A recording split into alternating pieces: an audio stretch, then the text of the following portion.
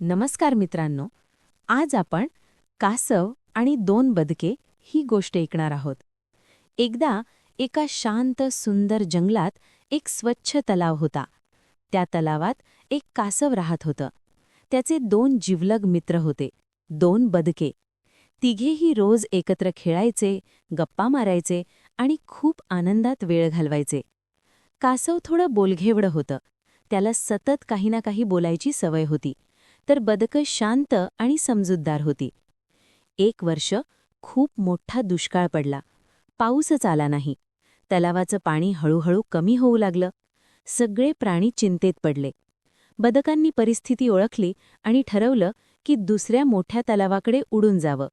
कासव खूप घाबरलं. तो म्हणाला, तुम्ही गेलात तर मी इथे एकटाच मरून जाईन. मला पण तुमच्यासोबत घेऊन चला ना. बदकांनी थोडा विचार केला.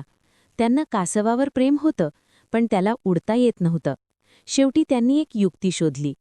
त्यांनी एक मजबूत काठी आणली आणि कासवाला सांगितलं, तू या काठीला मधोमध तोंडाने घट्ट पकड. आम्ही दोघं टोकांना पकडून उडू, पण लक्षात ठेव, कितीही काही झालं तरी तोंड उघडायचं नाही. कासव तयार झाला. त्याने काठी घट्ट पकडली आणि दोन्ही बदकं आकाशात उडू लागली. ते उंच आकाशातून जात होते. खाली गाव दिसत होतं.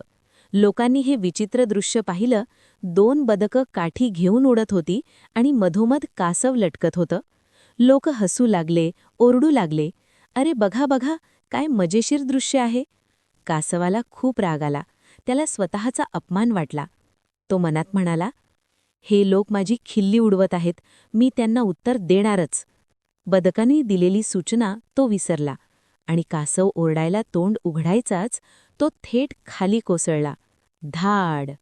त्याच्या जास्त बोलण्याच्या सवयीमुळे आणि संयम न ठेवण्यामुळे त्याचं मोठं नुकसान झालं. बदकं वरून हे सगळं पाहून खूप दुःखी झाली. मुलांनो, या गोष्टीतून आपल्याला काय शिकता येतं? बरोबर, वेळ आणि परिस्थितीनुसार शांत राहणं खूप महत्त्वाचं आहे आणि जास्त बोलणं अनेकदा आपल्यासाठी घातक ठरू शकतं. धन्यवाद. जर तुम्हाला ही गोष्ट आवडली असेल तर व्हिडिओला लाईक करा, तुमच्या मित्रांबरोबर शेअर करा आणि अशाच सुंदर मराठी बोधकथा ऐकण्यासाठी आमच्या चॅनलला सबस्क्राईब करा.